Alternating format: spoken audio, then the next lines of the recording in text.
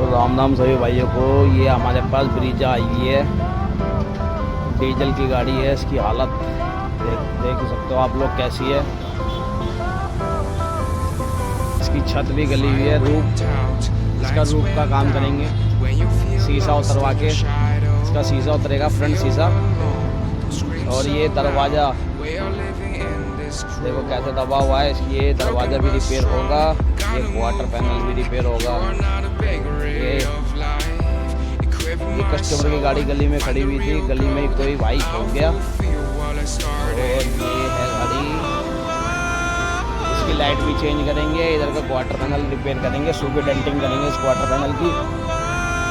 ये quarter panel सूबी denting करेंगे, ये दरवाज़ा पेंट करेंगे। और बाकी देखो आगे कस्टमर आगे आएगा तो उससे बात करेंगे और भी काम करवाए।